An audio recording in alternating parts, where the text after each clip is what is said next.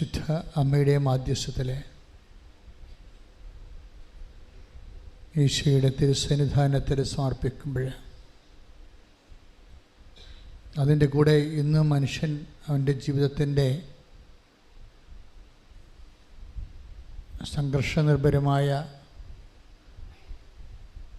ജീവിതയാത്രയിൽ അവനെ കൂട്ടുപോകുന്ന ഒരു ദൈവം, അതാണ് ഉടമ്പടിയുടെ ദൈവം. നിങ്ങളുടെ സങ്കടയാത്രയിൽ, സംഘർഷയാത്രയിൽ തൻ്റെ സാന്നിധ്യം കൊണ്ട് നിങ്ങൾക്ക് കൂട്ടുപോകുന്ന ഒരു ദൈവം. ഇത് എക്കാലത്തും ഉണ്ടായിരുന്നു. സുവിശേഷത്തിൻ്റെ സത്യസന്ധമായ വാഗ്ദാനമാണ്. പക്ഷേ നമ്മുടെ ജീവിതത്തിൽ, നമ്മുടെ സംഘർഷാത്മകമായ യാത്രയിൽ സമാശ്വാസത്തിൻ്റെ കൂട്ടിയാത്ര നടത്തുന്ന ദൈവം, അത് ഏറ്റവും ഈ കാലത്ത് കൂടുതൽ ആൾക്കാർക്ക് അനുഭവേദ്യമാകുന്നത് ഉടമ്പടിയിലൂടെയാണ്. കാര്യം ഉടമ്പടിയുടെ ആ സ്ട്രക്ചറിൽ തന്നെ, വാഗ്ദാനങ്ങൾ തന്നെ രണ്ട് തരത്തിലാണ് ദൈവത്തിൻ്റെ സാന്നിധ്യം വെളിവാക്കുന്നത്. ഒന്ന്, ഞാൻ തന്നെ നിൻ്റെ കൂടെ വരും എന്ന് പറയുന്ന ഭാഗങ്ങളുണ്ട്. ഇപ്പം നമ്മൾ പുറപ്പാടിൻ്റെ 23:2 ഒക്കെ എടുത്തു കഴിഞ്ഞാൽ ഞാൻ തന്നെ നിൻ്റെ കൂടെ വരും. പിന്നെ പുറപ്പാട് 33:14 അവിടെയെല്ലാം ദൈവം തന്നെ നമ്മുടെ കൂടെ വരുന്നതാണ്. ഇത് നമ്മൾക്ക് തോന്നും ഇങ്ങനെ നമ്മളുടെ ഗുഡ് മോർണിംഗ് പറയണ പോലെ ഒരു ആശംസയാണെന്ന് തോന്നും. ആശംസകളിൽ നിന്ന് അനുഭവങ്ങളിലേക്കുള്ള ദൂരം എനിക്ക് തോന്നുന്നത് പ്രാർത്ഥനയുടെ ദൂരമല്ലത്, അത് പ്രവൃത്തിയുടെ ദൂരമാണ്. നമുക്ക് I come with you wherever you go എന്ന് പറഞ്ഞു കഴിഞ്ഞാൽ, ഞാൻ നിൻ്റെ കൂടെ വരും, നീ എവിടെ പോയാലോ എന്ന് പറയുമ്പോൾ നമുക്ക് തോന്നും ഇതൊരു ആശംസയാണെന്ന് തോന്നും. ദൈവം പറയണത് ഒരു ആശംസയല്ലല്ലോ, ദൈവം പറയണത് ഒരു അനുഭവത്തിൻ്റെ പെർസ്പെക്റ്റീവിലാണ് സംസാരിക്കുന്നത്. അപ്പോൾ ഈ ആശംസയെ അനുഭവമാക്കുന്നത് നമ്മൾ ഇത്രയും നാൾ നമ്മൾ ഉപയോഗിച്ചിരുന്ന മെഷീനറി പ്രെയറാണ്. പക്ഷെ ആശംസകളെ അനുഭവമാക്കാൻ പ്രെയറിന് എന്തുമാത്രം സാധിക്കും എന്ന് നമുക്കറിയത്തില്ല. അതുകൊണ്ടാണ് ഉടമ്പടിയിൽ പ്രാർത്ഥനയ്ക്ക് പകരം പ്രവർത്തി വെച്ചിരിക്കുന്നത്. ഉടമ്പടിയുടെ പ്രഖ്യാപിതമായ ലക്ഷ്യങ്ങളിലൊന്ന്, വാഗ്ദാനങ്ങളിലൊന്ന് ദ പ്രസൻസ് ഓഫ് ഗോഡാണ്. അപ്പോൾ തോബിത്തിൻ്റെ പുസ്തകം വായിക്കുമ്പോഴേ 12:13 എടുത്ത്, തോബിത്ത് 12:13 ശ്രുതികട്ടെ. ഹല്ലേലൂയ ഹല്ലേലൂയ ഹല്ലേലൂയ യേശുവേ നന്ദി, ഹല്ലേലൂയ ഹല്ലേലൂയ ഹല്ലേലൂയ ഹല്ലേലൂയ. തോബിത്ത് 12:13 ഭക്ഷണമേശയിൽ നിന്ന് എഴുന്നേറ്റ് ചെന്ന് മൃതദേഹം സംസ്കരിക്കാൻ മടിക്കാതിരുന്ന നിന്റെ സൽപ്രവൃത്തി എനിക്ക് അജ്ഞാതമായിരുന്നില്ല, ഞാൻ നിന്നോടൊപ്പം ഉണ്ടായിരുന്നു. ഇതാണ് വിഷയം. ഒന്നിട്ട് വായിച്ചേ. ഭക്ഷണമേശയിൽ നിന്ന് എഴുന്നേറ്റ് ചെന്ന് മൃതദേഹം സംസ്കരിക്കാൻ മടിക്കാതിരുന്ന നിന്റെ സൽപ്രവൃത്തി എനിക്ക് അജ്ഞാതമായിരുന്നില്ല, ഞാൻ നിന്നോടൊപ്പം ഉണ്ടായിരുന്നു. ഇത് ആഴമായ ഒരു സത്യമാണ്. എന്താ പറയണത്? ഭക്ഷണമേശയിൽ നിന്ന്, ആരാണ് ഭക്ഷണമേശയിൽ നിന്ന് എഴുന്നേറ്റ് പോയി മൃതശരീരം സംസ്കരിക്കാൻ പോയത്? തോബിത്ത് ദൈവമേ എന്നും പറഞ്ഞ് ജീവിച്ച ഒരാളാണ്. ഈ ദൈവമേ എന്നും പറഞ്ഞ് ജീവിക്കുന്നതും നമ്മുടെ എന്തെങ്കിലും കാഷ്വാലിറ്റിക്ക് ദൈവത്തെ കക്ഷി ചേർക്കുന്നതും രണ്ട് വിഷയമാണ്. ദൈവമേ എന്നും പറഞ്ഞ് ജീവിക്കുന്നതും നമ്മുടെ എന്തെങ്കിലും ഇൻസിഡൻറ്റ് വരുമ്പോൾ, ഇപ്പോൾ വണ്ടി തള്ളിയിട്ട് കയറണില്ല എന്നാൽ ഒരു കൈ ഒന്ന് തള്ളിക്കൊള്ളാൻ വേണ്ടി ദൈവത്തെ അവിടെ കക്ഷി ചേർക്കുകയും, വണ്ടി പാലം കടന്ന് കഴിയുമ്പോൾ അല്ലെങ്കിൽ ബമ്പ് കടന്ന് കഴിയുമ്പോൾ ഗുഡ് ബൈ പറഞ്ഞ് എന്നാൽ താങ്ക്സ് എന്ന് പറഞ്ഞ് വിടുന്നതും പലപ്പോഴും അങ്ങനെ നമ്മൾ ചെയ്യണത്. ദൈവത്തോട് കാണിക്കുന്ന ഒരു സമീപന രീതി അതാണ്. നമുക്ക് എന്തെങ്കിലും ഇഷ്യൂ വന്ന് ഇഷ്യൂവിന് നമ്മൾ പ്രാർത്ഥിക്കുന്നു, ദൈവത്തെ കക്ഷി ചേർക്കുന്നു, ദൈവം അത് നിർവഹിക്കുന്നു, ഗുഡ് ബൈ പറയുന്നു. ക്ലിയർ? ഇത് റിലേഷൻസ് നിങ്ങളൊന്ന് ശ്രദ്ധിക്കണം. ഇങ്ങനെ ഈ റിലേഷനാണ് ഉള്ളതെങ്കിൽ നമുക്ക് അധികകാലം ഈ ലൈഫിൽ ദൈവത്തെ കക്ഷി ചേർക്കാൻ, ദൈവത്തെ വരാൻ എന്തുമാത്രം സാധിക്കുമെന്ന് അറിയത്തില്ല. നമ്മളൊരു പ്രഗ്മാറ്റിക്കാണ് ഈ കാര്യത്തിൽ. എന്ന് വെച്ച് കഴിഞ്ഞാൽ ഒരു വിഷയമുണ്ടായിരുന്നു, ആ വിഷയത്തിൽ നമ്മൾ ദൈവത്തിൽ ആശ്രയിച്ചു, ദൈവം നമ്മളെ സപ്പോർട്ട് ചെയ്തു, അത് കഴിയുമ്പോൾ ഗുഡ് ബൈ പറയും. പക്ഷേ അതും ദൈവം അത് അങ്ങനെയല്ല ഉദ്ദേശിക്കണത്. ഒരു ഇടയ്ക്കൊന്ന് ഗുഡ് ബൈ പറഞ്ഞിട്ട് ടാറ്റ പറഞ്ഞിട്ട് വിടുന്ന ഒരു ബന്ധമേ നിനക്ക് ദൈവമായിട്ടുണ്ടെങ്കിൽ നിനക്കിനി ഈ വണ്ടി പല സമയത്ത് ഇനിയും കട്ടറിലേക്ക് കയറാൻ സാധ്യതയുണ്ട്. അപ്പം നീ ഒന്ന് ഇൻട്രോസ്പെക്റ്റ് ചെയ്യണം. എൻ്റെ ബന്ധമെന്ന് പറയണത് ഒരു പ്രോബ്ലം സെൻറ്റേഡ് ആണോ, ഒരു പ്രോബ്ലം ഉണ്ടാക്കുന്ന ഇഷ്യൂ ബേസ്ഡ് ആണോ? പലപ്പോഴും വരുന്നൊരു വിഷയം, what is your spirituality? Spirituality is issue based. അങ്ങനെ സംഭവിക്കാൻ സാധ്യതയുണ്ട്. നിൻ്റെ ആധ്യാത്മികത എന്താണെന്ന് ചോദിച്ചു കഴിഞ്ഞാൽ പറയും അതൊരു വിഷയവുമായി ബന്ധപ്പെട്ടതാണ്, വ്യക്തിയുമായി ബന്ധപ്പെട്ടതല്ല. ഇവിടെയാണ് പ്രോബ്ലം വരണത്. ഉടമ്പടി നിങ്ങളെ വ്യക്തിയുമായി, നിങ്ങളുടെ ആധ്യാത്മികതയെ വ്യക്തിയുമായി ആക്കും. നമ്മളുടെ സാധാരണഗതിയിൽ നമ്മുടെ ആധ്യാത്മികത വിഷയവുമായി ബന്ധപ്പെട്ടതാണ്. ഇതാണ് നമ്മുടെ ഒരു ദുരന്തമെന്ന് പറയുന്നത്. ഒരു വിഷയമുണ്ടായി, ആ വിഷയം ഇപ്പോൾ കോളേജ് അഡ്മിഷൻ്റെ കാലമാണ്, ഒരു വിഷയമായി, അപ്പനും അമ്മയും മക്കളും എല്ലാം കൃപാസനത്തിലുണ്ട് ഇല്ലേ? അഡ്മിഷൻ കിട്ടിക്കഴിയുമ്പോൾ ഗുഡ് ബൈ, തീർന്നു. പിന്നെ നിങ്ങളുടെ ജീവിതമായി. ഇനിയിപ്പോൾ കോളേജിൽ പോയ കൊച്ച് വേറെ ആരെങ്കിലും ലൈൻ അടിച്ചാൽ മാത്രമേ പിന്നെ അപ്പനും അമ്മയും പിന്നെയും കൃപാസനത്തിൽ വരത്തുള്ളൂ. അതാണ് പ്രശ്നം. അതുകൊണ്ട് സംരക്ഷണം കിട്ടണില്ല നിങ്ങൾക്ക്. എന്തുകൊണ്ടാണ് അങ്ങനെ സംഭവിക്കുന്നത്? സംരക്ഷണം കിട്ടണില്ല. നിങ്ങൾ ഇടയ്ക്ക് വെച്ച് ഗുഡ് ബൈ പറഞ്ഞ് ദൈവത്തെ യാത്രയാക്കുന്നു.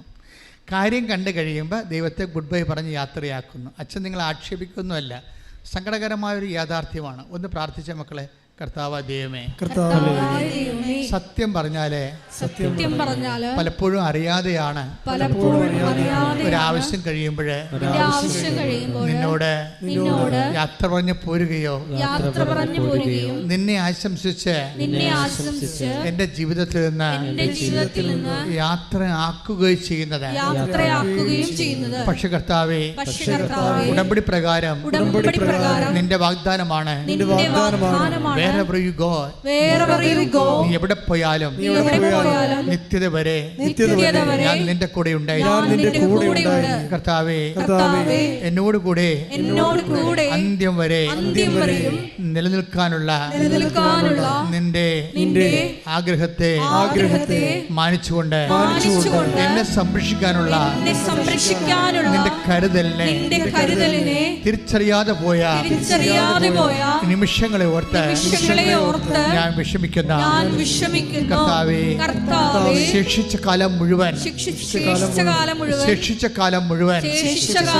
നിന്നെ വേർപിരിയാതെ കൈയോട് കൈ ചേർത്തുകൊണ്ട് കൊണ്ടുപോകാൻ ഒരുമിച്ച് യാത്രയാകാൻ ദൈവമേ എനിക്ക് പ്രത്യേക അഭിഷേകം നൽകണമേ. എന്നെ അനുഗ്രഹിക്കണമേ. സ്തുതിക്കട്ടെ. എൻ്റെ പ്രിയപ്പെട്ടവരെ, ഉടമ്പടി വാഗ്ദാനത്തിൻ്റെ പദ്ധതിയാണ്. ഉടമ്പടി is the project of promise. ആർക്കാണ് ആ പ്രോമിസ് ലഭിക്കണത്? ദൈവത്തിൻ്റെ വാഗ്ദാനം കിട്ടണത്. ദൈവത്തിൻ്റെ വാഗ്ദാനത്തിൻ്റെ പ്രത്യേകത എന്താണ്? അത് ദൈവം സത്യമായതുകൊണ്ട് തന്നെ ദൈവത്തിൻ്റെ വാഗ്ദാനങ്ങളും സത്യമായിരിക്കും. അതുപോലെ ഇരിക്കുകയോ അല്ലെങ്കിൽ അതിനോട് അറ്റപ്പറ്റ സംഭവിക്കുകയോ അല്ല. ഷാർപ്പായിട്ട് അത് തന്നെ സംഭവിക്കും. ഇപ്പോൾ ഇന്നലെ സിംഗപ്പൂരിൽ നിന്നൊരു സഹോദരി എൻ്റെ വാട്സപ്പിലോട്ട്, എനിക്കവരറിയാൻ പാടില്ല, അവർക്ക് ചിലപ്പോൾ എൻ്റെ നമ്പർ ഇവിടെ നിന്നോ കിട്ടിയിട്ട് അവർ വാട്സപ്പിലോട്ട് ഒരു പാട്ടിട്ട്, നല്ല സുന്ദരമായ രീതിയിൽ നല്ല പ്രൊഫഷണൽ സിംഗറാണെന്ന് തോന്നുന്നു, നന്നായിട്ട് പാടിയിട്ടുണ്ട്. അവർ തുടങ്ങുന്ന സഞ്ചാരി മാതാവേ എന്നാണ്. സഞ്ചാരി മാതാവേ. അപ്പോൾ ആലപ്പുഴയിൽ നിന്ന് ഞങ്ങളുടെ ഒരു സുഹൃത്ത് അച്ഛൻ സാംസൺ അച്ഛനെ വിളിച്ച് പറഞ്ഞു, ഈ ലേഡി നമ്മുടെ നാട്ടിൽ ഇവിടുത്തെ ഈ സ്ഥലത്ത് ഉള്ളതാണ്. അവരിവിടെ അകലെ താമസിക്കണം, മറ്റു രാജ്യങ്ങളിലെ ജോലി സംബന്ധമായ കാര്യത്തിൽ. അച്ഛനെ അവരെ പേഴ്സണലായിട്ട് അറിയാം. അവരിങ്ങനെ അച്ഛനെ പാട്ടയക്കുന്നുണ്ടെന്ന് എന്നോട് പറഞ്ഞിട്ടുണ്ടെന്ന് പറഞ്ഞു. ഞാൻ ആ പാട്ട് കേട്ടപ്പോൾ എനിക്ക് ഭയങ്കര ഇഷ്ടപ്പെട്ടു. കാര്യം സഞ്ചാരി മാതാവ് സഞ്ചാരം ചെയ്ത് കൂടെ വരണ അവരനുഭവം അവർക്കുണ്ടായി. അപ്പോൾ അവരിന്ന് എഴുതി. കുറച്ച് കഴിഞ്ഞപ്പോൾ അവരെഴുതിയ നോട്ട് ബുക്കിൻ്റെ ഫസ്റ്റ് പേജ് എനിക്കിങ്ങനെ സെൻഡ് ചെയ്ത് തന്നു. നോട്ടിൻ്റെ ഫസ്റ്റ് പേജ്, അതായത് അവരാണത് എഴുതിയെന്ന് ആ പാട്ട് അച്ഛൻ അത് മനസ്സിലാക്കാൻ വേണ്ടി. പക്ഷേ അതിൻ്റെ അകത്ത് മുഴുവനും സഞ്ചാരി മാതാവ് നമ്മുടെ കൂടെ സഞ്ചരിക്കുന്ന അനുഭവത്തിൽ അവർ വളരെ ഹൃദ്യമായിട്ടൊരു അനുഭവമായിട്ട് പാടിയിരിക്കുകയാണ്. അതിമനോഹരമായിട്ടുണ്ട് ആ പാട്ട്, സൂപ്പറായിട്ടുണ്ട്. അതെന്ത് സംഭവിച്ചു കഴിഞ്ഞാൽ ഇന്ന് ജനങ്ങളെല്ലാം അനുഭവിക്കുന്നൊരു വിഷയമാണ് ദൈവത്തിൻ്റെ സാന്നിധ്യം. അതുകൊണ്ടാണ് എങ്ങനെയാണ് ഈ സഞ്ചാരി മാതാവിൻ്റെ കോൺസെപ്റ്റ് വന്നത്? അത് മരിയൻ ഉടമ്പടിയാണ് നമ്മൾ ചെയ്യണത്, അല്ലേ? അമ്മമാതാവിൻ്റെ മധ്യസ്ഥത്തിലാണ് നമ്മൾ ഉടമ്പടി ചെയ്തിരിക്കുന്നത്. അപ്പോൾ അമ്മമാതാവിൻ്റെ മധ്യസ്ഥത ചെയ്തിരിക്കുന്നത് കൊണ്ട് തന്നെ അമ്മ ഈ ഉടമ്പടി എടുത്ത വ്യക്തി സത്യസന്ധനാണെങ്കിൽ അവസാനം വരെ നിൻ്റെ വിഷയം നിറവേറുവോളം നിൻ്റെ കൂടെ നിന്ന് അത് ചെയ്യിക്കും. മനസ്സിലാട്. അതെന്താ കാര്യം? അമ്മയുടെ ഒരു രീതിയാണ് ഈ കൂടെ നിൽക്കുക എന്നുള്ളത്. അമ്മയുടെ അത് നിങ്ങൾ മനസ്സിലാക്കുക. ഉടമ്പടി എടുക്കുമ്പോൾ ഇപ്പം നമ്മൾ ഉദാഹരണത്തിന് ഞാൻ പറയാം, അമ്മ എന്തുകൊണ്ടാണ് അമ്മയെ സെലക്ട് ചെയ്തത് ദൈവം? ഇത് ഏത് കുരിശാണെങ്കിലും കൂടെ നിൽക്കുമെന്ന് നല്ല ബോധമുള്ളത് കൊണ്ടാണ്. 1000 പുരുഷനായി കണ്ടു, ഞാൻ ആരെ സ്ത്രീയായി കണ്ടില്ലെന്ന് പറയത്തില്ലേ സഭാപ്രസംഗി, അല്ലേ? സഭാപ്രസംഗി 7:29 എടുത്ത് ശ്രദ്ധിക്കട്ടെ. ഹല്ലേലൂയ.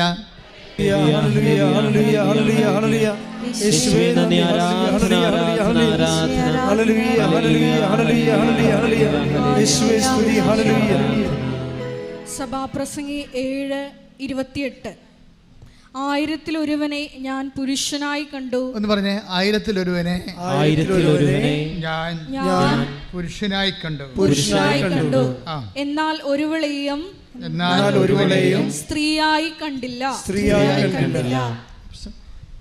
എന്നിട്ട് എന്താ വെച്ചാൽ ദൈവം നമ്മൾ ഈശോ അമ്മയെ സ്ത്രീ എന്ന് വിളിക്കുമ്പോൾ നിങ്ങൾ ആ ഒരു രീതിയിൽ അത് മനസ്സിലാക്കേണ്ടത്.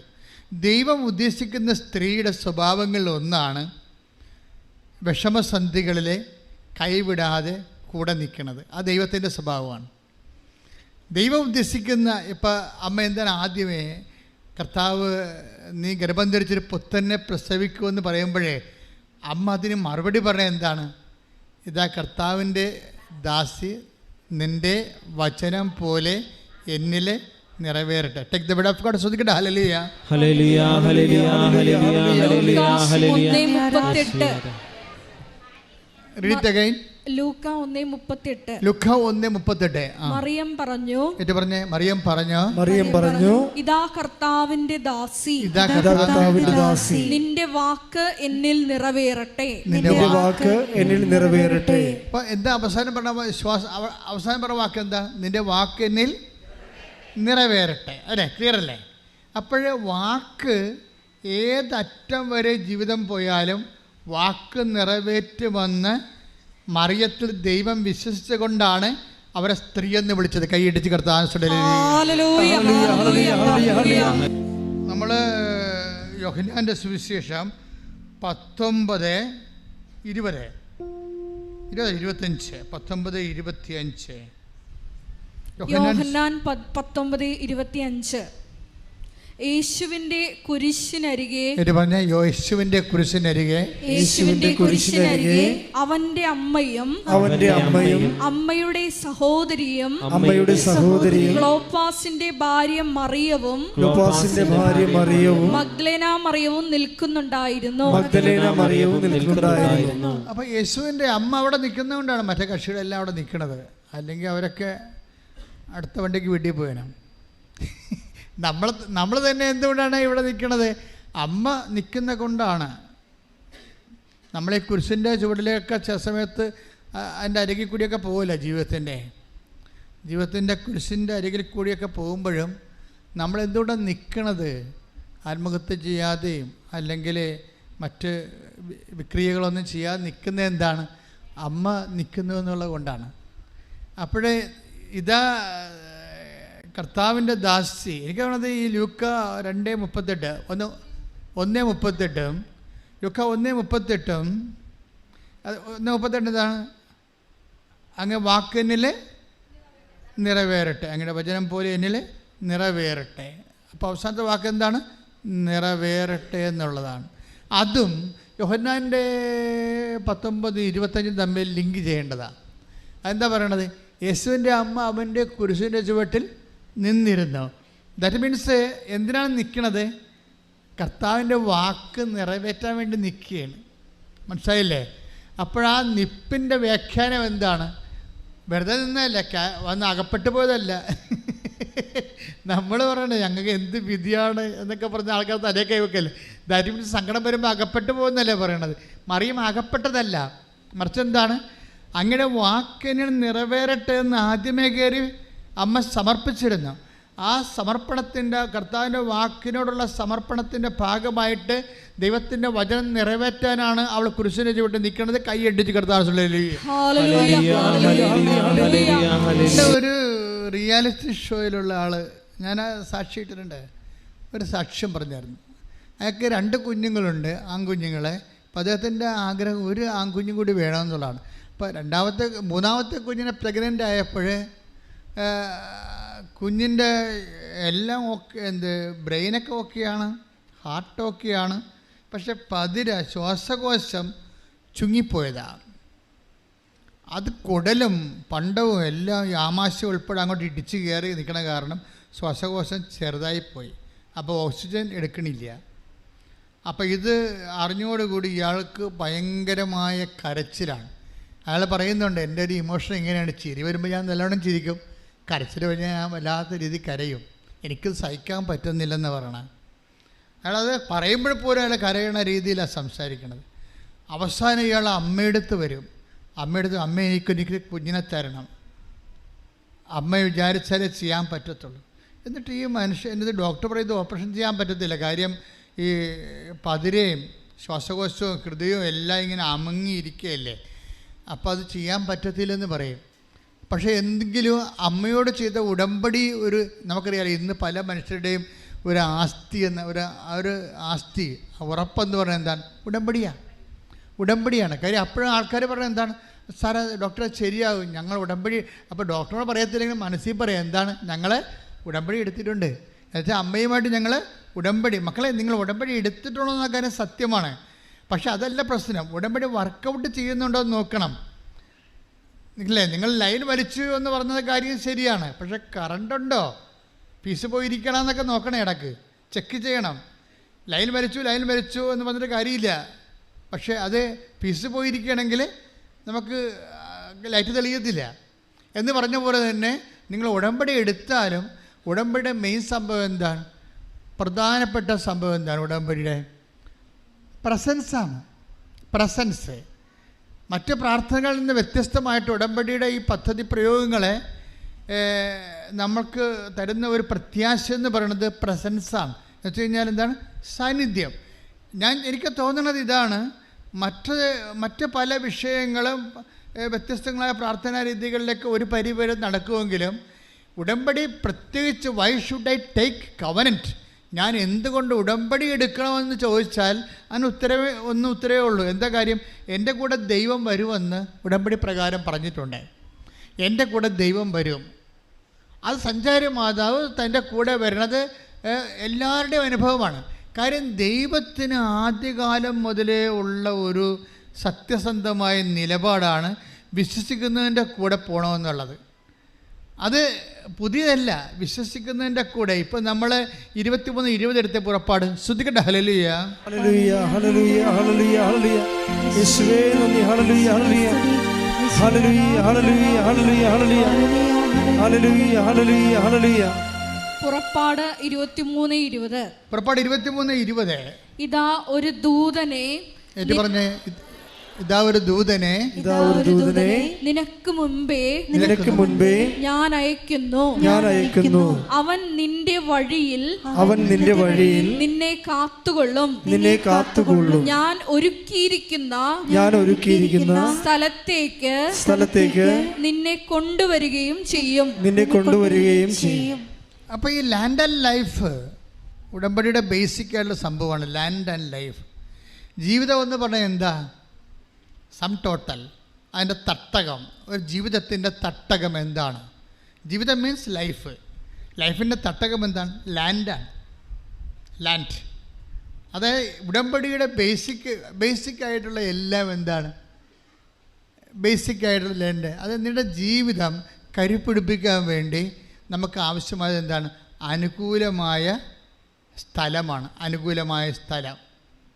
അപ്പോൾ അനുകൂലമായ സ്ഥലം, ഇപ്പം ഞാൻ ഈ ജപ്തി നടപടിയൊക്കെ ആൾക്കാർ വരത്തില്ലേ? അപ്പോൾ ഞാനെന്താ, നിങ്ങൾ ജപ്തി നടപടിക്കാരെ പ്രത്യേകം കാണുന്ന എന്താ കാര്യം? അവിടെ വീട് സ്ഥലവും ജന്മാവകാശം നഷ്ടപ്പെടാൻ പോകുകയും അല്ലേ? അവിടെ ബൈബിളിനെ അത് റീസെറ്റ് ചെയ്യാൻ പറ്റുകയില്ലെങ്കിൽ വേറെ ഒരു പുസ്തകത്തിനും പറ്റത്തില്ല. എന്താ കാര്യം? ഇതെല്ലാം നീ ജനിക്കാൻ ഞാൻ ഇടയാക്കിയ സ്ഥലം, നിന്നെ ജന്മ അവകാശമായി ഞാൻ നിനക്ക് തന്നിരിക്കുന്ന സ്ഥലം, നിൻ്റെ ജീവിതം കരുപ്പിടിപ്പിക്കാൻ വേണ്ടി ഞാൻ നിനക്ക് തന്നിരിക്കുന്ന സ്ഥലം, ആ സ്ഥലം നിനക്ക് നഷ്ടപ്പെട്ടാൽ ഞാൻ ആ സ്ഥലത്തേക്ക് നിന്നെ തിരികെ കൊണ്ടുവരുന്ന ദൈവമാണ്. കൈ ഇടിച്ച് കർത്താവ് പരിശുദ്ധ പരമദിവ്യകാരുണ്യത്തിന് എസെക്കിയേൽ 37:14 എന്റെ ആത്മാവിനെ ഞാൻ നിങ്ങളിൽ നിവേശിപ്പിക്കും. ഒന്ന് പറഞ്ഞ, എന്റെ ആത്മാവിനെ ഞാൻ നിങ്ങളിൽ നിവേശിപ്പിക്കും. നിങ്ങൾ ജീവിക്കും. ഞാൻ നിങ്ങളെ നിങ്ങളുടെ സ്വന്തം ദേശത്ത് വസിപ്പിക്കും. ജപ്തി ചെയ്യാൻ പറ്റത്തില്ല. എന്താ കാര്യം? ദൈവം നിനക്ക് തന്ന സ്വന്തം സ്ഥലത്ത് ആർക്കും എടുക്കാൻ പറ്റത്തില്ലത്. പക്ഷേ ഇത് എൻ്റെ ദൈവമായതിൽ നീ ഇത് പൂർണ്ണമായി വിശ്വസിക്കണം. വിശ്വസിക്കുക മാത്രമല്ല, അതായത് ഇവിടെ ആ വചനത്തിൻ്റെ ലൈൻ എന്താ? ലൈഫ് ആൻഡ് ലാൻഡാണ് വചനത്തിൽ പറയണത്. Life and land. ഒന്ന് വായിച്ചോളൂ. എസെക്കിയേൽ 37:14. എന്റെ ആത്മാവിനെ എന്റെ ആത്മാവിനെ ഞാൻ നിങ്ങളിൽ നിവേശിപ്പിക്കും. നിങ്ങൾ ജീവിക്കും. ഒന്ന് പറഞ്ഞേ, എന്റെ ആത്മാവിനെ ഞാൻ നിങ്ങളിലെ നിവേശിപ്പിക്കാം. നിങ്ങൾ ജീവിക്കും. അപ്പൊ ലൈഫായില്ലേ അല്ലേ? അപ്പം എങ്ങനെയാണ് നമുക്ക് ലൈഫ് നഷ്ടപ്പെട്ടാൽ തിരിച്ചു വരുന്നത്? ഇപ്പം ജോലി നഷ്ടപ്പെട്ടു അല്ലേ? ജോലി നഷ്ടപ്പെട്ടു, പഠിത്തത്തിൽ തോറ്റു. അപ്പം നമ്മൾ ലൈഫ് പോവുകയാണ് ഇല്ലേ? ലൈഫ് പോവുകയാണ്. നമുക്ക് ജോലി നഷ്ടപ്പെട്ടാലും OITക്ക് തോറ്റാലും ഒക്കെ എന്ത് സംഭവിക്കണത്? ഇൻ്റർവ്യൂവിന് തോറ്റാൽ നമുക്ക് എന്താ? We lost our life, we are losing our life. നമുക്ക് ലൈഫ് പോവുകയാണ്. പക്ഷേ എന്താ പറയണത്? ഈ ലൈഫ് എങ്ങനെ തിരിച്ചു പിടിക്കാം? പരീക്ഷ വന്ന് നമ്മൾ പരീക്ഷയ്ക്ക് തോറ്റു, അങ്ങനെ നമുക്ക് ഇംഗ്ലണ്ടിൽ പോകാൻ പറ്റിയില്ല അല്ല, അല്ലെങ്കിൽ PSCക്ക് കയറാൻ പറ്റിയില്ല. We are losing a life when we lost. അത് ഇത് ഓരോ വിഷയത്തിൽ, അതായത് ഇങ്ങനെ വന്നാൽ ലൈഫ് നഷ്ടപ്പെട്ടാൽ എങ്ങനെ തിരിച്ചു പിടിക്കാം? എസെക്കിയേൽ എന്താ പറയണത്? എസെക്കിയേൽ 37:14 എന്താ പറയണത്?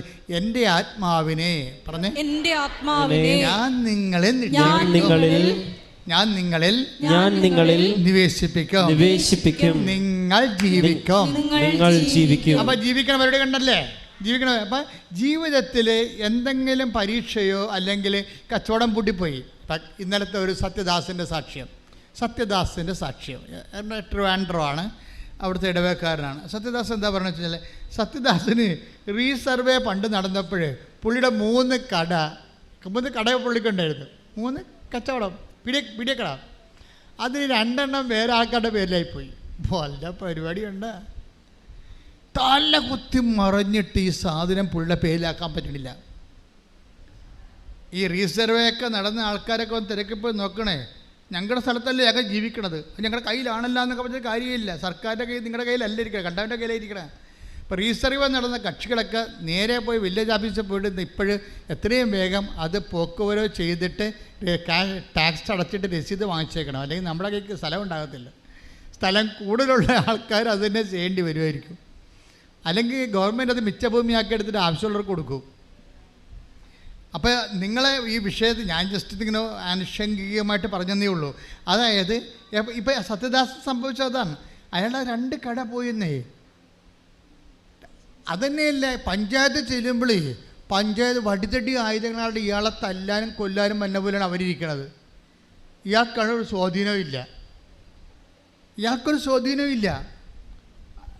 ഈ കടയുടെ കാര്യം കേൾക്കുമ്പോൾ തന്നെ ആ ഒരു കടയിൽ തന്നെ പോകാൻ ഇയാൾക്ക് പറ്റണില്ല.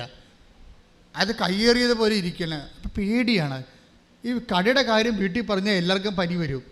ഒരു വിഷയം പണ പൂക്കണ്ടില്ലേ, അത്തരം ഒരു അവസ്ഥ. അവസാനം ഈ മനുഷ്യന് ചന്തയെ വെച്ച് കൃപാസനം പത്രം കിട്ടി. ഒരു സ്റ്റോറി പണ പോക്ക് നോക്കണം. സത്യദാസിന് കൃപാസനം പത്രം ചന്തയെ വെച്ച് കിട്ടി. കുറേ സാക്ഷ്യം വായിച്ചപ്പോൾ പുള്ളി വീട്ടിൽ നിന്ന് പറഞ്ഞ്, എടി ഇവിടെ ഒന്ന് പോകാമെന്ന് തോന്നണം, നമ്മുടെ സ്ഥലം മാതാവെങ്ങാനും തിരിച്ചു തന്നാ, വേറെ മാർഗ്ഗമൊന്നും കണ്ടില്ലെന്ന് പറയും. ഈ മനുഷ്യൻ പെട്ടെന്ന് വിശ്വാസത്തോടെ പിറ്റേ ദിവസം സത്യദാസ് ഇവിടെ വരും, ഉടമ്പടി എടുക്കും. ഉടമ്പടി എടുക്കുമ്പോൾ ഈ സാന്നിധ്യത്തിൻ്റെ 2 സാധനം അതിൻ്റെ അകത്തുണ്ട്. അതിൻ്റെ അകത്ത് ഒന്നെന്താണ്, ഉടമ്പടിയില്ല അതിൻ്റെ കാശുരൂപം തന്നെയാണ് സാന്നിധ്യത്തിൻ്റെ. അതാണ് അത് പ്രപ്പോസ് ചെയ്ത്, അങ്ങനെയാണ് അത് വെഞ്ചരിച്ചിരിക്കണത്. അതുകൊണ്ടാണ് ഇത് മിസ് ചെയ്യരുതെന്ന് പറയണത്. ഇപ്പോൾ പുതിയ നിയമം ഇവിടെ പോകണമുണ്ടല്ലോ, അവർ 2 മാസമായിട്ട് ഉടമ്പടി കാശുരൂപം നിങ്ങളുടെ കയ്യിൽ നിന്ന് പോയാൽ പിന്നെ ഒരിക്കലും നിങ്ങൾക്കത് കിട്ടത്തില്ല. You will not give it. പണ്ട് അതിൻ്റെ ഡ്യൂപ്ലിക്കേറ്റ് കൊടുക്കുമായിരുന്നു, ഇപ്പോൾ അതും കൊടുക്കണില്ല. നിങ്ങൾ എന്ത് കാര്യം, അത് പ്രമാണം പോയ വല്ല ലക്ഷ്യമുണ്ട്. അത് ഉടമ്പടിയുടെ പ്രമാണമല്ലേ. ഉടമ്പടിയുടെ പ്രമാണം നിങ്ങളുടെ കയ്യിൽ നിന്ന് പോയെന്നൊക്കെ പറഞ്ഞാൽ ഇനി പറഞ്ഞിട്ട് കാര്യമില്ല. ദാറ്റ് മീൻസ് അത്രയും കെയർലെസ്സാണ് നിങ്ങൾ ഉടമ്പടി നിൽക്കാൻ അർഹതയില്ലെന്നാണ്. അങ്ങനെ എന്തെങ്കിലും ചെയ്യണമെന്നുണ്ടെങ്കിൽ, നിങ്ങളിപ്പോൾ കാശ് വേണമെന്നുണ്ടെങ്കിൽ, നിങ്ങളുടെ വീടിനത് ഉരുപ്പടിയായി വേണമെന്നുണ്ടെങ്കിൽ നിങ്ങൾ പണി ചെയ്യുക, വീട്ടിലുള്ള വേറെ ആരെങ്കിലും ഉടമ്പടി എടുപ്പിച്ചിട്ട് പുതിയ കാശ് വാങ്ങിക്കുക. അതേ നടക്കത്തുള്ളൂ. എന്നുവെച്ചാൽ എനിക്ക് മനസ്സിലാവണില്ല നിങ്ങൾ എന്തുകൊണ്ട്. ഞാൻ എൻ്റെ മനസ്സിൽ പരിശുദ്ധാത്മ പറയണത് ഇതൊന്നും നഷ്ടപ്പെടുത്തിയല്ല, ആർക്ക് കൊടുത്തതാണെന്നാണ് പറയണത്. അതാണ് പ്രശ്നം. അങ്ങനെ കൊടുക്കാൻ പാടില്ലെന്ന് ഞാൻ ആദ്യമേ പറഞ്ഞിട്ടുണ്ട്. ഉടമ്പടി ജ്ഞാപകം പോലെ ഉപയോഗിക്കേണ്ടതാണ്, അല്ലാതെ അതൊരു വിശുദ്ധ വസ്തു മാത്രമല്ല. നിങ്ങൾ ദൈവത്തോട് ഉടമ്പടി ചെയ്തു എന്നുള്ളതിൻ്റെ തെളിവാണത്. അത് ഇവിടെ ചില ആൾക്കാർ ഇവിടെ പ്രാർത്ഥിക്കാൻ വേണ്ടി വരുമ്പോൾ ഉടമ്പടി എടുത്തതാണെന്ന് പറഞ്ഞുകൊണ്ട് ഇവർ കാശുരൂപം കാണിക്കും. ഞങ്ങൾ പറഞ്ഞ കാശുരൂപം വേണ്ട, അപ്പം അത്തരം തരാൻ പറയും. എന്താ കാര്യം, ആരാണ്ടിൻ്റെ കാശുരൂപം അനിയത്തിയുടെയോ ചേട്ടത്തിയുടെയോ നാട്ടുകാരുടെയോ അവിടുന്ന് എരവ് വാങ്ങിച്ചുകൊണ്ട് വന്നിരിക്കുകയാണ്. ഉടമ്പടി എടുത്താൽ നമ്മളെ പറ്റിക്കാൻ വേണ്ടി. ഇത് പറയാനാ. അങ്ങനെ ചെയ്യരുത്. നിങ്ങൾ ഉടമ്പടി കാശ് കളയരുത്. പിന്നെ അതിൻ്റെ കൊളുത്തു പോകുകയോ അത് ആ ഉടമ്പടി കാശുരൂപത്തിൻ്റെ പടം വെക്കുകയോ വെച്ച് കഴിഞ്ഞാൽ ഞങ്ങൾ ഒരു പൈസ വരെ വാങ്ങിക്കാതെ അതേ കാശുരൂപം തിരിച്ചു തരും. കാര്യം എന്താ, നിങ്ങൾ ഉടമ്പടി നിലനിൽക്കുകയാണ്, അതുകൊണ്ട് we will give it back. പക്ഷേ നഷ്ടപ്പെട്ടെന്ന് പറഞ്ഞാൽ കിട്ടത്തില്ല, അത് ഓർത്തേക്കണം. പിന്നെയുള്ള മാർഗ്ഗം എന്ന് പറഞ്ഞാൽ വീട്ടിലുള്ള ആരെങ്കിലും കൊണ്ട് ഉടമ്പടി എടുപ്പിക്കുന്നതിനെ മാർഗ്ഗം, വേറെ മാർഗ്ഗമില്ല. അപ്പം അതുകൊണ്ട് ശ്രദ്ധിക്കട്ടെ. ഹല്ലേലൂയ,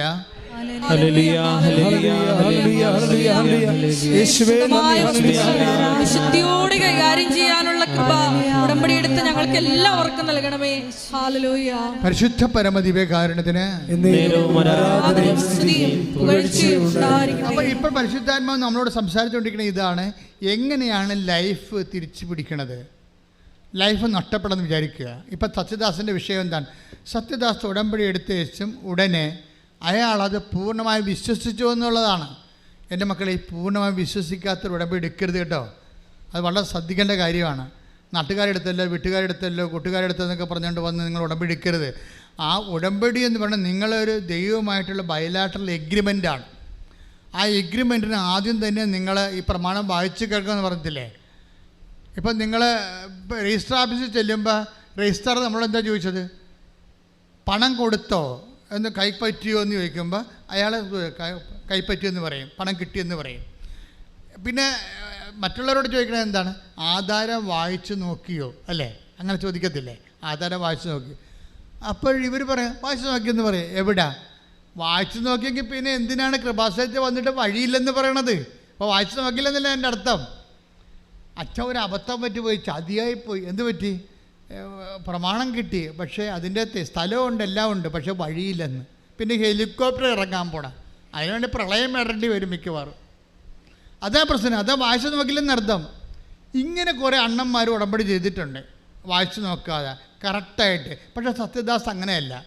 ഏറ്റവും കാര്യങ്ങൾ വായിച്ചു നോക്കി അതിൻ്റെ അത് നമുക്ക് തരുന്ന പ്രോമിസ് എന്താണെന്ന് നോക്കി. പ്രോമിസ് എന്താണ്? ഞാൻ നിൻ്റെ കൂടെ വരും. എങ്ങനെയാണ്? ഞാൻ തന്നെ നിൻ്റെ കൂടെ വരും, നിന്നെ ആശ്വസിപ്പിക്കും. 33:14 ശ്രദ്ധിക്കട്ടെ. ഹല്ലേലൂയ ഹല്ലേലൂയ ഹല്ലേലൂയ ഹല്ലേലൂയ. യേശുവേ നന്ദി, യേശുവേ സ്തുതി. ഹല്ലേലൂയ. പുറപ്പാട് 33:14. പുറപ്പാട് 33:14. കർത്താവ് പറഞ്ഞു ഞാൻ തന്നെ നിന്നോട് കൂടെ വരികയും ഹല്ലേലൂയ ഹല്ലേലൂയ ഹല്ലേലൂയ ഹല്ലേലൂയ ഹല്ലേലൂയ നിനക്ക് ആശ്വാസം നൽകുകയും ചെയ്യും. നിനക്ക് ആശ്വാസം നൽകുകയും ചെയ്യും. അല്ല, പന്ത് കളി കാണാനല്ല കൂടെ വരണത്, മനസ്സിലായില്ലേ? ഞാൻ തന്നെ ഒന്ന് പറഞ്ഞു, ഞാൻ തന്നെ നിന്റെ കൂടെ വരികയും നിനക്ക് ആശ്വാസം നൽകുകയും ചെയ്യും. ഒന്ന് പ്രാർത്ഥിക്കുക. കർത്താവേ, എന്റെ ജീവിത വഴികളില് ഞാൻ പതറിപ്പോകുമ്പോഴേ എന്നെ ചേർത്ത് പിടിക്കാൻ എനിക്ക് ആശ്വാസം നൽകാൻ എന്റെ കൂടെ വരുമെന്ന് ഉടമ്പടിയിലൂടെ വാഗ്ദാനം ചെയ്ത ദൈവമേ സ്തുതിക്കുന്നു, ആരാധിക്കുന്നു, നന്ദി പറയുന്നു.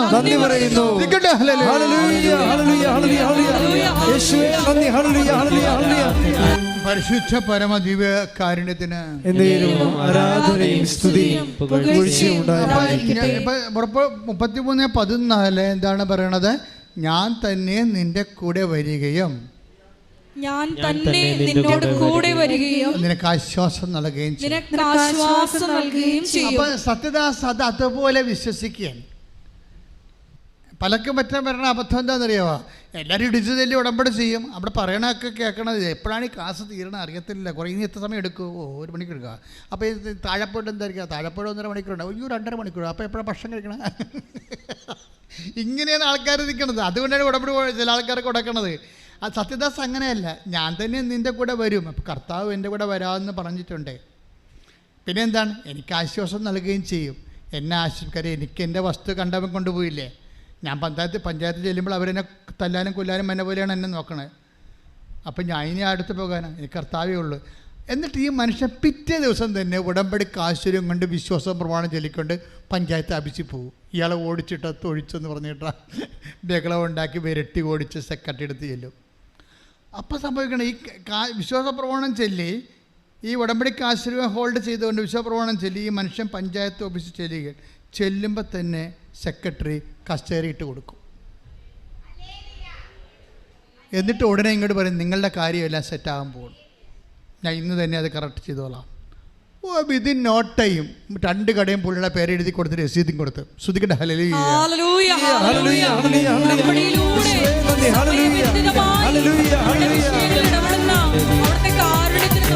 എൻ്റെ പ്രിയപ്പെട്ടവരെ, ഉടമ്പടിയുടെ ഫലപ്രാപ്തി ഇരിക്കുന്നത് ഈ വാഗ്ദാനങ്ങളിലുള്ള നമ്മുടെ വിശ്വാസത്തിൻ്റെ അടിസ്ഥാനത്തിലാണ്. വാഗ്ദാനങ്ങളിൽ നമ്മൾ വിശ്വസിക്കുക. ദൈവം നമുക്ക് നൽകിയ വാഗ്ദാനങ്ങൾ. ഇപ്പോൾ അൻസമ്മ മാനന്തവാടിയുടെ സാക്ഷ്യമുണ്ടായി. ഈ ദിവസങ്ങളുണ്ടായിരുന്ന സാക്ഷ്യങ്ങളിൽ രസകരമായ സാക്ഷ്യം. അൻസമ്മ നമ്മളെ ഉടമ്പടി പഠിപ്പിക്കുന്നുണ്ട്. ഞാൻ പോലും പറയാത്ത കാര്യം അവർ പറയുന്നുണ്ട്. എന്താ അൻസമ്മ പറഞ്ഞ വെച്ചാൽ അൻസമ്മയുടെ വഴിയില്ല, നടക്കാൻ വഴിയില്ല. കണ്ടവൻ്റെ വഴിയിൽ കൂടി തന്തക്കുളി കേട്ട് വേണം ഇപ്പോഴും പോയിക്കൊണ്ടിരിക്കണം.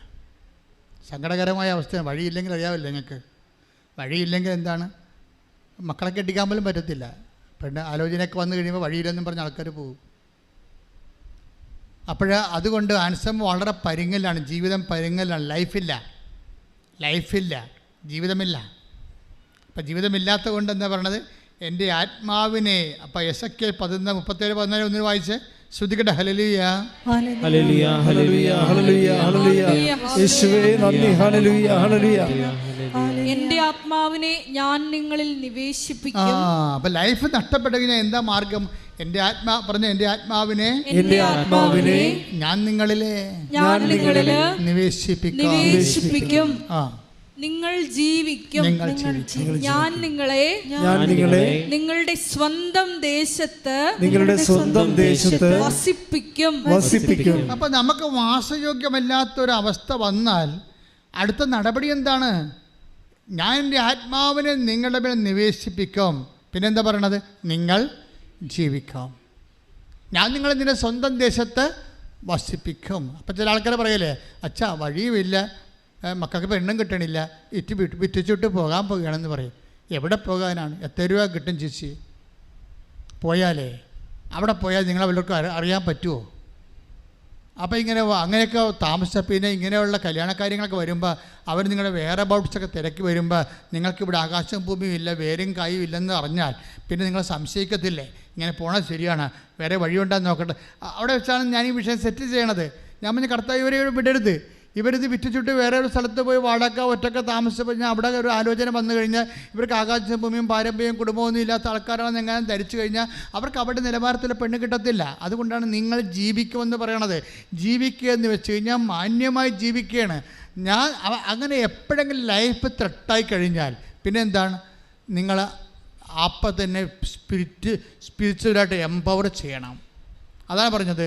37:14 ഭയങ്കര വചനമാണ്. എസെക്കിയേൽ എന്താണ്? ഞാൻ നിങ്ങളെ ഒന്ന് പറഞ്ഞേ, ഞാൻ എൻ്റെ ആത്മാവിനെ നിങ്ങളിലേക്ക് നിവേശിപ്പിക്കാം, നിങ്ങൾ ജീവിക്കാം. അപ്പം നമ്മളുടെ ജീവിതം കയ്യിൽ നിന്ന് വിട്ടുപോയി കഴിഞ്ഞാൽ ഉള്ള മാർഗം എന്താണ്? ആത്മാവിൽ നവീകരിക്കണമാണ്. വെരി വെരി സിമ്പിളാണ് സംഭവം.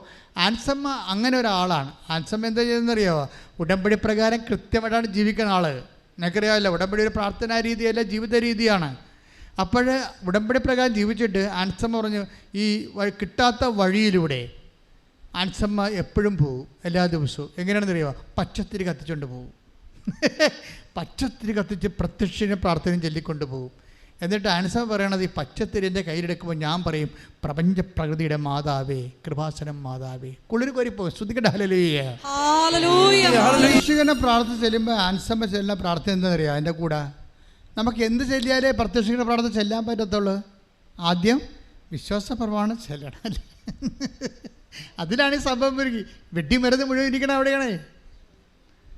വെടിമരുന്ന് നമ്മൾ ഈ വിശ്വാസ പ്രമാണത്തിലിരിക്കുന്ന വെടിമരുന്നിനെ പ്രത്യക്ഷീകരണ പ്രാർത്ഥന കൊണ്ട് കത്തിക്കണം നമ്മൾ ചെയ്യണത്.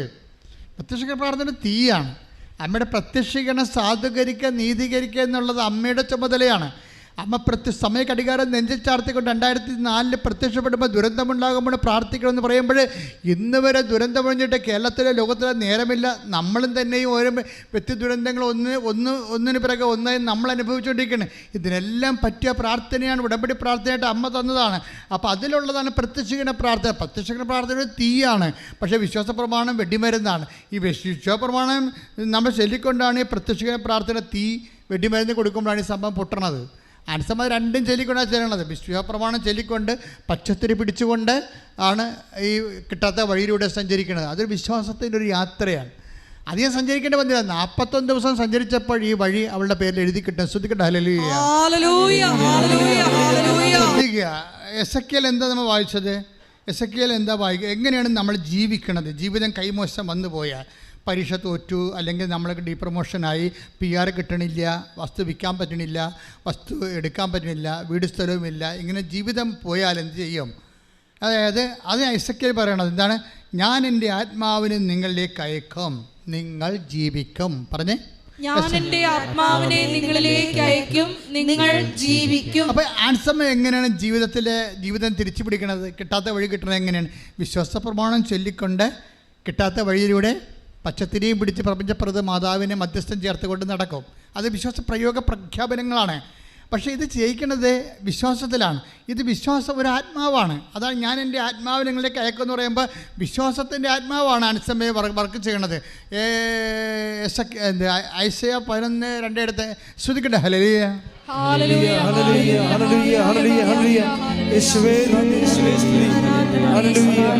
ഐസയ 11:2 കർത്താവിന്റെ ആത്മാവ്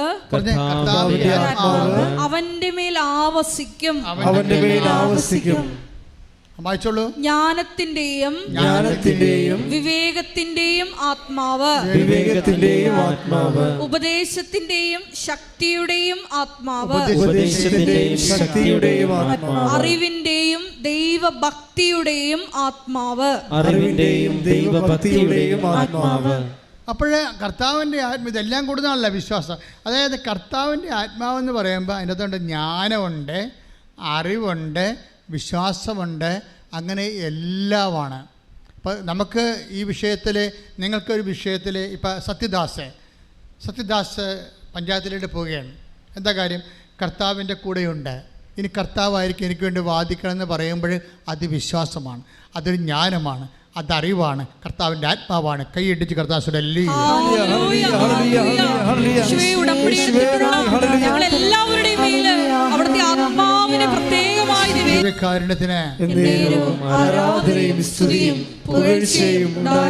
നമ്മൾ ദൈവമായിട്ട് ഉടമ്പടിയിലായി കഴിയുമ്പോൾ ഞങ്ങളെ ശ്രദ്ധിക്കണം എന്താണെന്നറിയാവോ?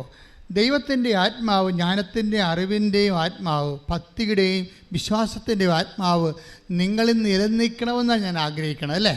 അങ്ങനെ ആത്മാവ്, കാര്യം ജീവിതം കയ്യിൽ നിന്ന് പോയാൽ പിന്നെ എസെക്കിയേൽ 37:14 അനുസരിച്ച് കൊണ്ട് ജീവിതം തിരിച്ചു പിടിക്കാനുള്ള മാർഗം എന്താണ്? ഞാൻ എൻ്റെ ആത്മാവിനെ നിങ്ങളിലേക്ക് അയക്കും, ആത്മാവിനെ തിരിച്ചു പിടിക്കുക എന്നാണ്. ജീവിതം കയ്യിൽ നിന്ന് പോയാൽ അപ്പോഴാത്മാവിൽ ആത്മാവ് നിർവീര്യമായി പോയിട്ടുണ്ടെങ്കിൽ, take the word of God, Ephesians 4:30.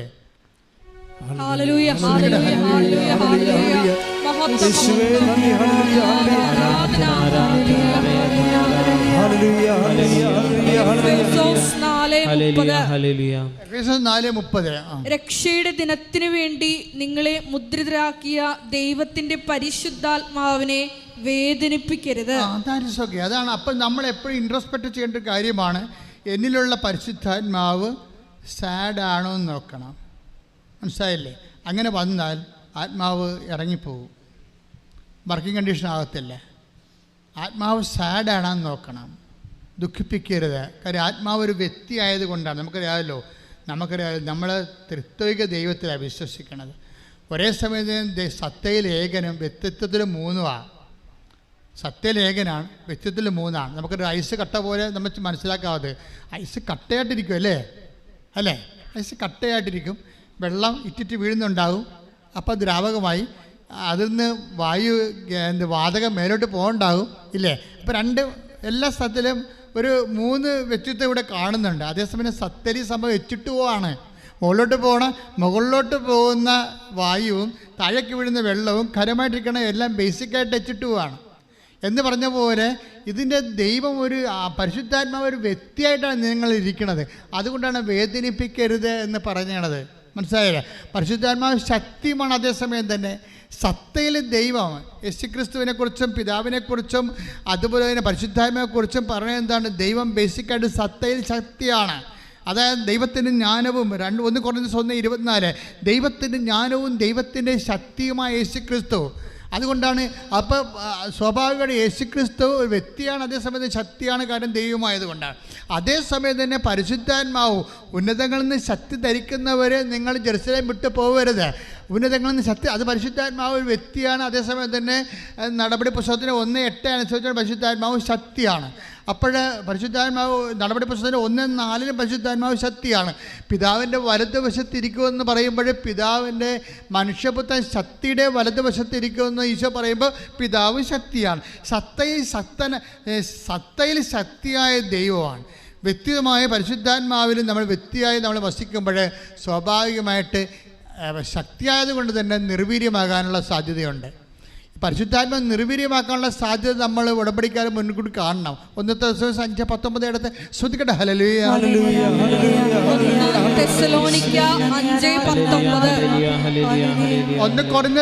Thessalonians 5:19 ആത്മാവിനെ നിങ്ങൾ നിർവീര്യമാക്കരുത്.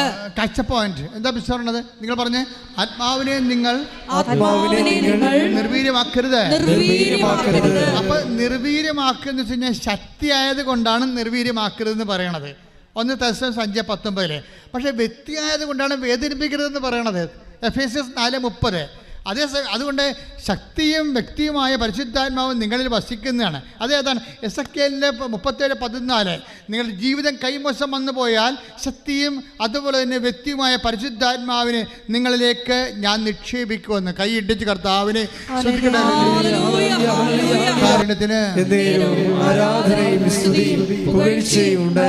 അപ്പോൾ പരിശുദ്ധാത്മാവ് ഒരേ സമയം തന്നെ വ്യക്തിയും ശക്തിയുമായതുകൊണ്ട് എന്തുകൊണ്ടാണ് പരിശുദ്ധാത്മാവിലേക്ക് ഇപ്പോൾ ടോക്ക് വരാൻ കാരണം എന്താണ്?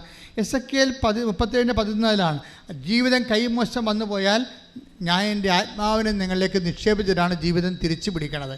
അപ്പോൾ ഉടമ്പടിയിലൂടെ നിങ്ങൾക്ക് ലഭിക്കുന്ന ജീവിതം തിരിച്ചു പിടിക്കലാണ്. അതിൽ നിങ്ങൾക്ക് അടിസ്ഥാനപരമായിട്ട് ദൈവം എന്താ ചെയ്യണത്? ഉടമ്പടി എടുക്കുക, നിങ്ങൾ പരിശുദ്ധാത്മാവ് നിങ്ങളിലേക്ക് നിക്ഷേപിക്കപ്പെടുകയാണ് ചെയ്യണത്. വ്യക്തി ശക്തിയുമായ ആത്മാവ് നിങ്ങളുടെ കൂടെ വസിക്കുകയാണ് ചെയ്യണത്. അപ്പോഴെന്താ സംഭവിക്കണത്? ഈ പരിശുദ്ധാത്മാവ് വേദനിക്കാതിരിക്കാനും നിർവീര്യമായി ഇപ്പം പരിശുദ്ധാത്മാവ് എഫെസ്യസ് 4:30 അനുസരിച്ച് വേദനിക്കാതിരിക്കാനും പരിശുദ്ധാത്മാവ് 1 തെസ്സലോനിക്കർ 5:19 അനുസരിച്ച് നിർവീര്യമാകാതിരിക്കാനും നമ്മൾ എന്താണ് ചെയ്യേണ്ടത്? ഫിലിപ്പിയർ 2:14. ടേക്ക് ദ ബെഡ് ഫോർ ഫിലിപ്പിയർ 2:14. ശ്രദ്ധിക്കട്ടെ.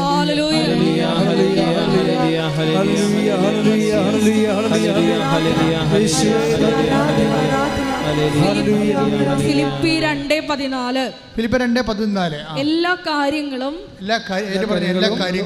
മുറുമുറുപ്പും തർക്കവും കൂടാതെ ചെയ്യുവിൻ.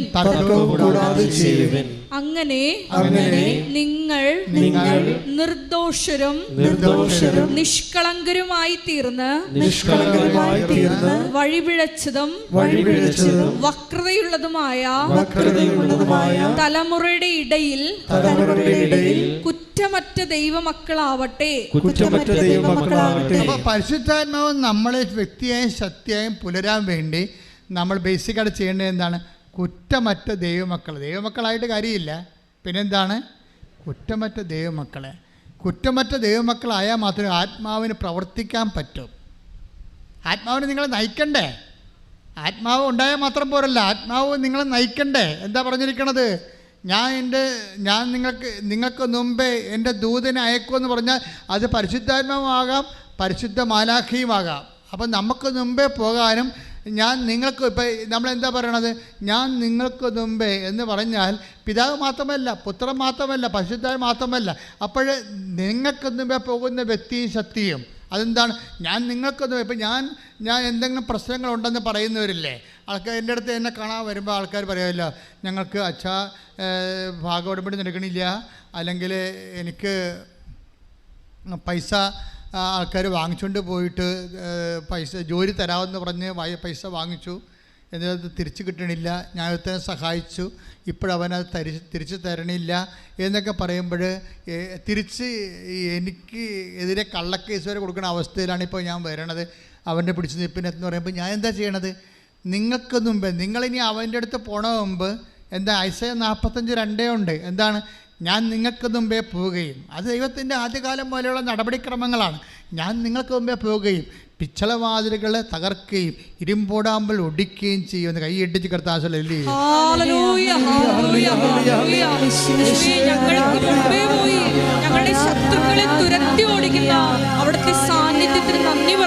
പരമദിവ്യകാരുണ്യത്തിന് അപ്പം നിങ്ങൾ ഈ വചനമൊക്കെ ഇടയ്ക്കിടയ്ക്ക് വായിച്ചുകൊണ്ട് വേണം ഇങ്ങനെയുള്ള ആളുടെ പോകാൻ.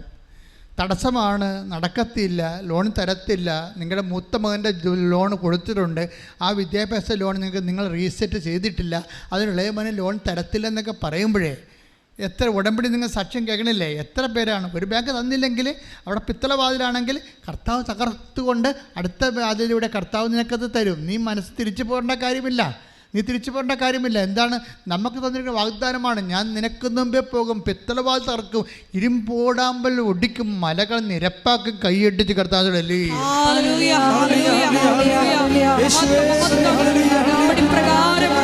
എൻ്റെ മക്കളെ, എന്തുകൊണ്ടാണ് ഇങ്ങനെ സംഭവിക്കുന്നത്? ഇതിൻ്റെ മെക്കാനിസം ഡൈനാമിക്സൊക്കെ അറിഞ്ഞിരിക്കണം. ഇപ്പോൾ ഈ വചനം എങ്ങനെയാണ് ഇപ്പോൾ പരിശുദ്ധാത്മാ നയിച്ചുകൊണ്ട് പോണത്? അതായത് ഒന്ന് എസെക്കിയേൽ ഇവിടുന്ന് കിട്ടിയാൽ, ഇപ്പം ഞാൻ ഇവിടെ വന്നപ്പോൾ ദേശീയ ഇതൊക്കെ പറയണത് നേരത്തെ പറഞ്ഞല്ലല്ലോ. എസെക്കിയേൽ 37:14 എന്താ പറയണത്? നിങ്ങളുടെ ലൈഫ് നഷ്ടപ്പെട്ടാൽ ഞാൻ റീസ്റ്റേറ്റ് ചെയ്യും. എങ്ങനെയാണ്? ഞാൻ എൻ്റെ ആത്മാവ് നിങ്ങളുടെ കയക്കുമെന്ന് പറയാം അല്ലേ? അപ്പോൾ ആത്മാവ് വന്നാലും ഒരു പ്രശ്നമുണ്ട്. എന്താ കാര്യം? ആത്മാവിനാൽ നമ്മൾ നയിക്കപ്പെടണ്ടേ. ആത്മാവിനാൽ നയിക്കപ്പെടുമ്പോഴാണ് എന്താ. ഇപ്പോൾ ഉദാഹരണത്തിന് റോമർ 8:14 എടുത്ത് ശ്രദ്ധിക്കട്ടെ. ഹല്ലേലൂയ ഹല്ലേലൂയ ഹല്ലേലൂയ ഹല്ലേലൂയ ഹല്ലേലൂയ ഹല്ലേലൂയ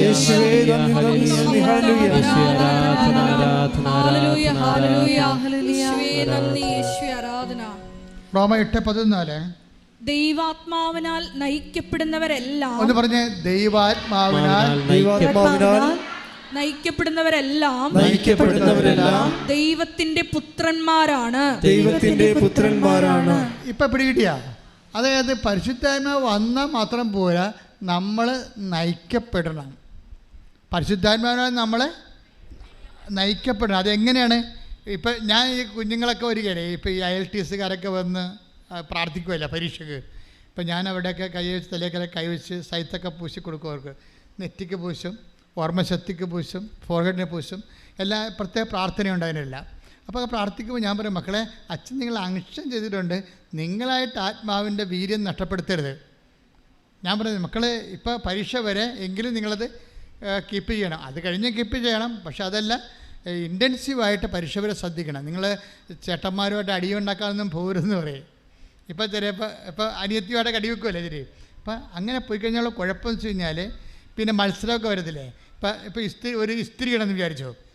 ചേർത്തിയോട് അമ്മ പറയും, എടി ആ ഷർട്ടൊന്ന് ഇസ്തിരി ഇട്ടാൽ അവനിപ്പോൾ വരും, അവനിപ്പോൾ സ്ഥലത്ത് പോകേണ്ടതാണെന്ന് പറയുമ്പോൾ ഇവളെ പഠിച്ചുകൊണ്ടിരിക്കത്തില്ലേ. അപ്പോൾ അവൾ പറയും, എനിക്ക് പറ്റത്തില്ല മമ്മി. അനിയത്തിയോട്, ഞാനാണിത് കഴുകിയിട്ടത്, അവളവിടെ മൊബൈലിൽ കളിച്ചുകൊണ്ടിരിക്കുകയാണ്, അവളോട് പറയാൻ പറയും.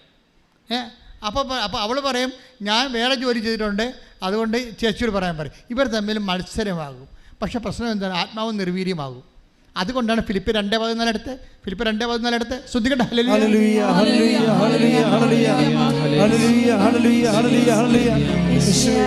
ഫിലിപ്പി 2:14 എല്ലാ കാര്യങ്ങളും മുറുമുറുപ്പും തർക്കവും കൂടാതെ ചെയ്യുവിൻ. അടുത്തത്, അങ്ങനെ നിങ്ങൾ നിർദോഷരും നിഷ്കളങ്കരുമായി തീർന്ന് വഴിപിഴച്ചതും വക്രതയുള്ളതുമായ തലമുറയുടെ ഇടയിൽ കുറ്റമറ്റ ദൈവമക്കളാവട്ടെ. ദൈവമക്കളായ മാത്രം പോരാ, പിന്നെ എന്താണ്? കുറ്റമറ്റ ദൈവമക്കളാകണം. ദൈവമക്കളാകും എല്ലാവരും ജ്ഞാനസ്ഥാനപ്പെട്ട് കഴിഞ്ഞാൽ ദൈവമക്കളാകുമല്ലോ, ഇല്ലേ? ഇപ്പം ജ്ഞാനസ്ഥാനത്തിൻ്റെ കുദാശേൻ്റെ അർത്ഥം എന്താണ്? ഉത്ഭവദോഷം നീക്കി, കർമ്മദോഷമുണ്ട്, അത് നീക്കി നമ്മളെ ക്രൈസ്തവരും ദൈവത്തിൻ്റെ മക്കളുമാക്കി തീർക്കുന്ന കുദാശയാകുന്നു, അല്ലേ? അപ്പോൾ ദൈവത്തിൻ്റെ മക്കളാകും ജ്ഞാനസ്ഥാനപ്പെട്ട, പക്ഷെ കുറ്റമറ്റ ദൈവമക്കളാകണം. ഇവിടെയാണ് പ്രശ്നം. ജ്ഞാനസ്ഥാനം ചില സമയത്ത് ജീവിതത്തിൻ്റെ ചില വിഷയങ്ങൾ താങ്ങാത്തതിൻ്റെ കാരണം ജ്ഞാനസ്ഥാനപ്പെട്ടവരെ കുറ്റമത്തോടെയാണ് ജീവിക്കണമെന്നുണ്ടെങ്കിൽ പരിശുദ്ധാത്മാവിൻ്റെ ആനുകൂല്യം നമുക്ക് കിട്ടാതെ വരും. നമുക്ക് സബ്സിഡിയൊക്കെ അനുവദിച്ചിട്ടുണ്ട്, ഗ്രാൻറ്റ് ഉണ്ട്, സബ്സിഡിയും ഉണ്ട്. അപ്പോഴേ ഗ്രാൻറ്റ് സബ്സിഡി ചെയ്യുമ്പോൾ ചില ആൾക്കാർ ചെന്നുവെച്ചും, സാറേ സബ്സിഡി കിട്ടിയില്ലല്ലോ എന്ന് പറയും. അപ്പോൾ അവർ തന്ന കാശ് എങ്ങനെ മുടക്കിയെന്ന് ചോദിക്കും. അവർ തന്ന കാശ് കൊണ്ട് പുട്ടടിച്ച് കാണും, അപ്പോൾ പിന്നെ സബ്സിഡി ഇല്ല. അതാണ് പ്രശ്നം വരുന്നത്. അതാണ് ഇതിൻ്റെ വരുന്ന വിഷയം. അതായത് ജ്ഞാനസ്ഥാനം തന്നെ നമ്മൾ പെടുമ്പോൾ ഓർക്കേണ്ട കാര്യം വെച്ച് കഴിഞ്ഞാൽ, അത് തന്നെ പരിശുദ്ധാത്മാവിനെ ജീവിതകാലം മുഴുവൻ ദുഃഖിപ്പിക്കാതെ ആത്മാവിൽ ജീവിക്കാൻ വേണ്ടിയാണ്. എന്താണ്? ജീവിതം കൈവിട്ടു പോയാൽ എന്താ ഇവിടെ പറഞ്ഞിരിക്കുന്നത്? വക്രതയാർന്നതും ദുഷ്ടമായുള്ള സമൂഹത്തിൽ ജീവിക്കുമ്പോൾ നീ അവിടെ നിഷ്കളങ്കമായൊരു മനസ്സ് സൂക്ഷിച്ചുകൊണ്ട് ആത്മാവിനെ ബലപ്പെടുത്താൻ പറഞ്ഞിരിക്കുകയാണ്. ആത്മാവിനെ ബലപ്പെടുത്തിയാൽ എന്താ ഗുണമെന്നറിയാവോ? എന്താ ഗുണം? പിന്നെ നമ്മളായിരിക്കില്ല. ഈശോ പറഞ്ഞിട്ടില്ലേ, ഞാൻ കുഞ്ഞുങ്ങളോട് പറയുമേ, മക്കളെ, ഇമ്മീഡിയറ്റ് മെമ്മറി എന്ന് പറഞ്ഞ സംഭവമുണ്ട്. ഇമ്മീഡിയറ്റ് മെമ്മറി നിങ്ങൾക്കുള്ള ലോക്കൽ മെമ്മറിയാണ്. നിങ്ങൾ പച്ച മഷി കൊണ്ട് വരച്ചും ചുവപ്പ് മഷി കൊണ്ട് വരച്ചും നക്ഷത്ര ചിഹ്നമൊക്കെ കിട്ടും പാഠപുസ്തകത്തിൽ ലോക്കൽ മെമ്മറി ഉണ്ടാക്കി. That is created memory. നമുക്ക് സയൻസ് സ്റ്റുഡൻസിന് ആവശ്യമുള്ളത്, ലാംഗ്വേജ് സ്റ്റുഡൻസിന് ആവശ്യമുള്ള അറ്റ് എ ടൈം മെമ്മറിയാണ്, ഇമ്മീഡിയറ്റ് മെമ്മറിയാണ്. ഇമ്മീഡിയറ്റ് മെമ്മറി എന്ന് പറഞ്ഞാൽ എന്താണ്? അത് ആ സമയത്ത് കിട്ടണം. നിങ്ങൾ പറയത്തില്ല, പരീക്ഷയുടെ സമയത്ത് ആ മെമ്മറി പോയി. എങ്ങനെ മെമ്മറി പോണത്? അത് നിങ്ങൾ എന്തെങ്കിലും ഇമോഷണൽ കോഷിങ് ഉണ്ടാകുമ്പോൾ അത് പോകും. അല്ലെങ്കിൽ നിങ്ങൾ പോണ വണ്ടി വേറെ ഓട്ടോറിക്ഷ വെച്ചിട്ട് ഓട്ടോറിക്ഷക്കാരന്മാരെല്ലാം തന്തയ്ക്ക് വിളിക്കുമ്പോഴത്തേനും നിങ്ങൾ പഠിച്ചതെല്ലാം മറന്നു പോകും. ഇത് പ്രശ്നം അതാണ്. ഒരു കാഷ്വാലിറ്റി, ഇപ്പം ഞാൻ കാഷ്വാലിറ്റി വരെ ബ്ലോക്ക് ചെയ്താണ് നിങ്ങളെ പ്രാർത്ഥിച്ച് വിടുന്നത്. ഇൻ കേസ് നിങ്ങളുടെ ഇമ്മീഡിയറ്റ് മെമ്പർ നഷ്ടപ്പെട്ടു പോകാതിരിക്കാൻ വേണ്ടി അത് ബ്ലോക്ക് ചെയ്ത് പ്രൊട്ടക്റ്റ് ചെയ്താണ് പ്രേയർ ചെയ്യണത്. അതെല്ലാവർക്കും അങ്ങനെ ചെയ്യണത്. അപ്പോൾ ഇപ്പോൾ എന്താ സംഭവിച്ചു കഴിഞ്ഞാൽ ആ 12 വർക്കൗട്ട് ചെയ്തേ, ലൂക്കായുടെ സുവിശേഷം 12 ശ്രദ്ധിക്കട്ടെ. ഹല്ലേലൂയ ഹല്ലേലൂയ ഹല്ലേലൂയ ഹല്ലേലൂയ ഹല്ലേലൂയ ഹല്ലേലൂയ ഹല്ലേലൂയ. യേശുവേ നന്ദി. ഹല്ലേലൂയ ഹല്ലേലൂയ ഹല്ലേലൂയ. ലൂക്ക 12:12. ലൂക്ക 12:12. എന്താണ് പറയേണ്ടതെന്ന് ആ സമയത്ത് പരിശുദ്ധാത്മാവ് നിങ്ങളെ പഠിപ്പിക്കും. അതാണ് ആ സമയം, at a time, on time, ലൈവായിട്ട്. അത് നമ്മൾ, അതായത് ചില സമയത്ത് കോടതിയിലായാലും പോലീസ് സ്റ്റേഷനിലായാലും അതുപോലെ തന്നെ വേറെ എവിടെയായാലും ഈ അറ്റ് എ ടൈം മെമ്മറി എന്ന് പറയുന്നത് വിവേകവുമായി ബന്ധപ്പെട്ട സംഭവമാണ്. വിവേകം, വിജ്ഞാനം, ജ്ഞാനപരവുമായിട്ട് ബന്ധപ്പെട്ടതാണ്.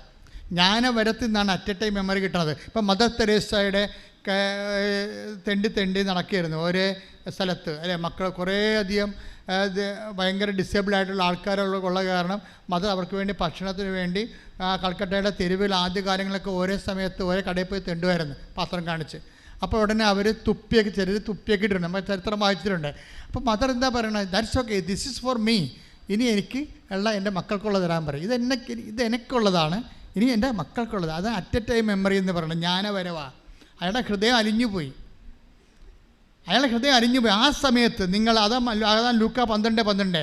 അതായത് നിങ്ങൾ എന്താണ് പറയേണ്ടതെന്ന് ആ സമയത്ത് അറിവ് തരും. അക്കരെ ആ മനുഷ്യൻ്റെ ഹൃദയം ഇളക്കാൻ വേണ്ടി, മലകളെ നിരപ്പാക്കാൻ വേണ്ടി, ഇരുമ്പോടാമ്പൽ ഒടിക്കാൻ വേണ്ടി, പിച്ചള തകർക്കാൻ വേണ്ടി ഞാൻ നിൻ്റെ കൂടെ വരുമെന്ന് പറയുമ്പോൾ ആത്മാവിൻ്റെ വരവാണത്, ജ്ഞാനപരത്തോടെ വരവാണത്, കൃപയിലുള്ള വരവാണത്. ആത്മാവിനെ നഷ്ടപ്പെടുത്തരുത്, നീരുവിരിയമാക്കണമെന്ന് ഈശോ പറഞ്ഞതിൻ്റെ അർത്ഥപ്രധാനം കൈയടിച്ച് കിടത്താൻ ശ്രദ്ധിക്കട്ടെ.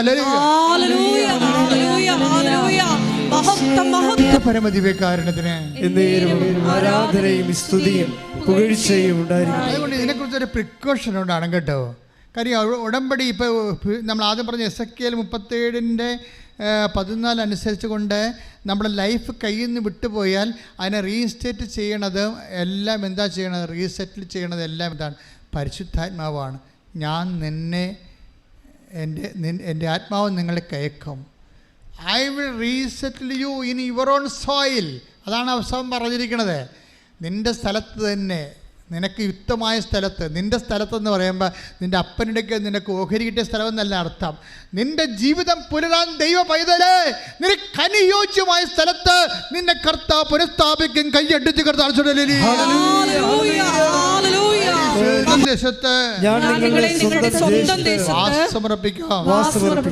യുവർ ഓൺ സോയിൽ എന്ന് പറയുന്നത് എന്താണ്? നിനക്ക് നിൻ്റെ ജീവിതം പുലരാൻ അനുയോജ്യമായ ഇടമാണ്. അതാണ് യുവർ ഓൺ സോയിൽ. നിനക്ക് നിൻ്റെ ജീവിതം പുലരാൻ ഭയങ്കര ആഴമായ അർത്ഥമാണ്. ചിലപ്പോൾ കാനഡയിലായിരിക്കും, ചിലപ്പോൾ ഇംഗ്ലണ്ടിലായിരിക്കും, ചിലപ്പോൾ വേറെ രാജ്യങ്ങളായിരിക്കും, ചിലപ്പോൾ നമ്മുടെ രാജ്യത്ത് തന്നെയായിരിക്കും. ഇൻ യുവർ ഓൺ സോയിൽ ദൈവം നിനക്ക് കൽപ്പിച്ച് നൽകിയിരിക്കുന്ന ഇടത്ത് നിന്നെ എത്തിക്കും. എപ്പോഴാണ്?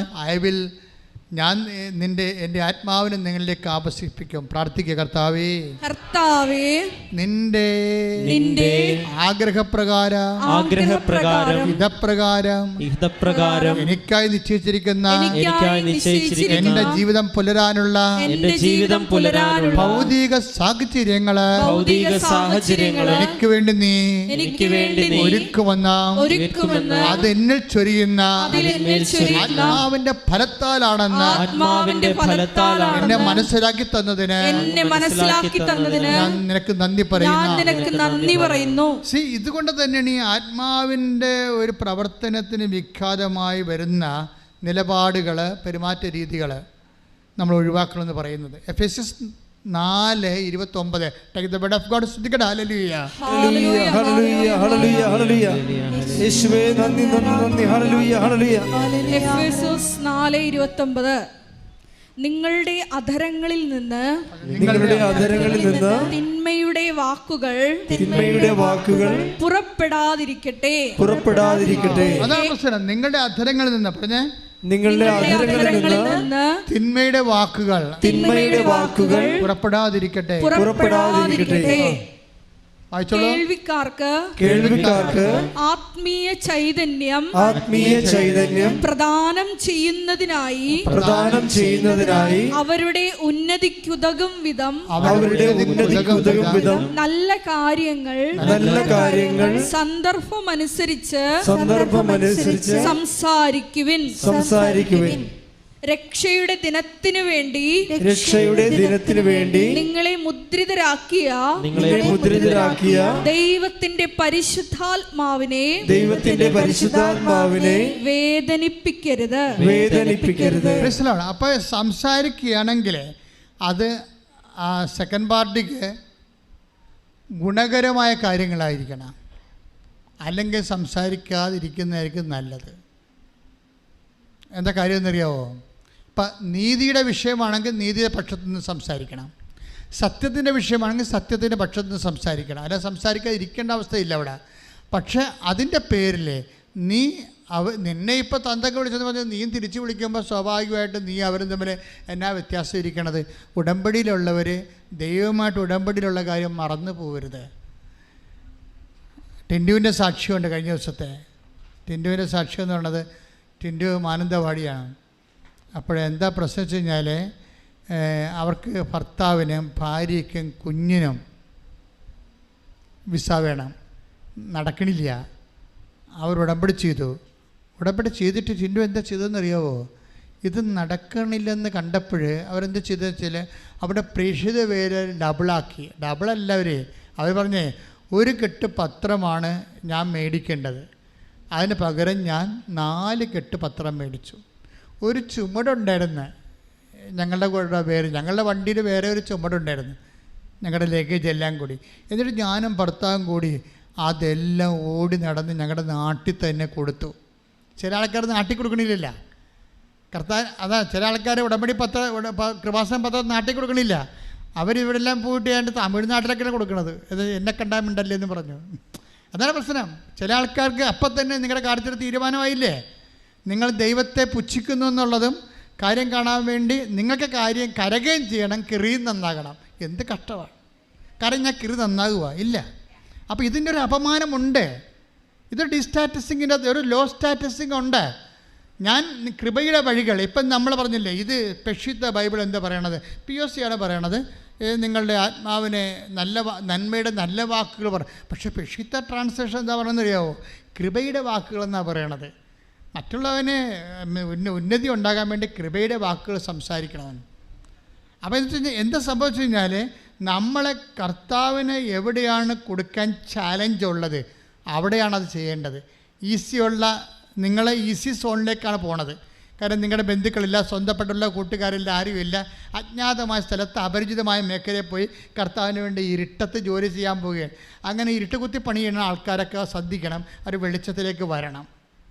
നിങ്ങൾ എന്ന് വെളിച്ചത്തിലേക്ക് വന്ന് നട്ടല്ലോടുകൂടി, നിങ്ങൾക്ക് നട്ടലില്ല, വാഴപ്പിണ്ടിയല്ലേ വെച്ച് കെട്ടിരിക്കണേ. കർത്താവിൻ്റെ, അതായത് നിങ്ങളുടെ നാട്ടിൽ ജോലി ചെയ്യാൻ പറ്റണില്ല, നിങ്ങൾ ഈ ഉടമ്പടി പത്രം കൊണ്ട് അല്ലെങ്കിൽ നിങ്ങളുടെ കൃപാസനം പത്രം കൊണ്ട് വേറെ നിങ്ങളെ അറിയാൻ പാടാത്ത സാഹചര്യത്തിൽ പോകുമ്പോൾ അതിൻ്റെ അർത്ഥം എന്താണ്? ആത്മീയമായിട്ട് നിങ്ങളെ വെച്ച് കെട്ടിരിക്കുന്നത് വാഴപ്പിണ്ടിയാണ്, നട്ടല്ലല്ല. നട്ടലുള്ള ക്രിസ്ത്യാനിയാണെങ്കിൽ ഇപ്പം എന്താ ഇവളോട് പറയണത്? ഇവളോട് ഈ 1 കെട്ട് പത്രം മേടിക്കാൻ പറഞ്ഞിട്ടുണ്ട്. 4 കെട്ട് പത്രം മേടിച്ചിട്ട് ഭർത്താവുമായിട്ട് കൊണ്ട് നടന്ന് കൊടുക്കുകയാണ്. അപ്പം നാട്ടുകാരെ ചോദിക്കുന്നത് എന്താണ്? നിങ്ങൾ ഇത്രയൊക്കെ പഠിച്ചിട്ട് പിന്നെ ഈ പണി ചെയ്യണേ എന്താണെന്ന്. ആൾക്കാരുടെ ചോദ്യം കണ്ടില്ലേ? അത് നമ്മൾ കേൾക്കണം. ആർക്ക് വേണ്ടി കേൾക്കണം? നമുക്ക് വേണ്ടി തുണിയില്ലാതെ ഒരു വ്രണമായി കിടക്കണില്ലേ ഈ മരത്തേൽ? അവന് വേണ്ടി, നമ്മളെ വീണ്ടെടുത്തവന് വേണ്ടി നമ്മൾ കേൾക്കാൻ ബാധ്യതയാണ്. അവനാണ് ദൈവ പൈതൽ. അങ്ങനെ ദൈവ പൈതലാണെങ്കിൽ ഇതുപോലെ പറഞ്ഞു തരണ ആത്മാവും നമ്മളിൽ നിന്ന് സംസാരിക്കണം. ആത്മാവില്ലെങ്കിൽ നമ്മൾ പീഡിക്കും, അല്ലെങ്കിൽ രാജ്യം വിട്ടു പോകും, എവിടെയെങ്കിലും മറയത്ത് കൊണ്ടേ കൊടുത്തിട്ട് തിരിച്ചു വരും. അപ്പോൾ എന്താ പറഞ്ഞത്? ഇവർക്ക് എന്താ ചെയ്യണം? അവൾ നട്ടലുള്ള വിശ്വാസിയാണെന്ന് കണ്ടപ്പോൾ കർത്താവ് എന്ത് ചെയ്യുന്നറിയാവോ? ഒരു ഏജൻറ്റും ഇല്ലാതെ, അവർക്ക് ഏജൻറ്റില്ല, ഏജൻറ്റിന് 2 ലക്ഷം രൂപ പോകത്തില്ലേ, ഒരു ഏജൻറ്റും ഇല്ലാതെ ഒറ്റക്ക് ഭാര്യയും ഭർത്താവും കൂടി പണിയെടുത്ത് വിസ, ഭർത്താവിനും ഭാര്യയ്ക്കും കുഞ്ഞിനും വിസ. ശ്രദ്ധിക്കട്ടെ.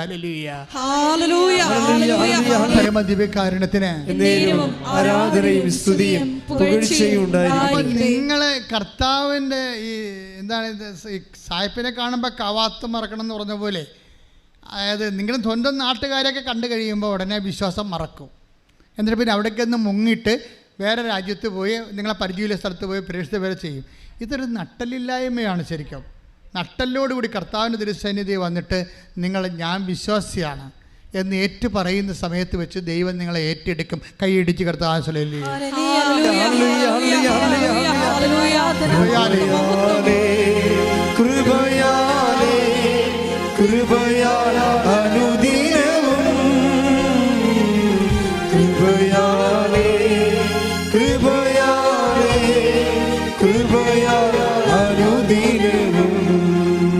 പരിശുദ്ധ പരമദിവ്യകാരുണ്യത്തിന്. അപ്പോൾ അതിലൊരു ദൈവസ്നേഹമുണ്ട്. നമ്മളെ കർത്താവിന് വേണ്ടി എന്തെങ്കിലും ഒരു ക്ലേശം, ഒരു ആക്ഷേപം, അപമാനം ഏറ്റെടുക്കുമ്പോൾ എന്താ സംഭവിക്കണത്?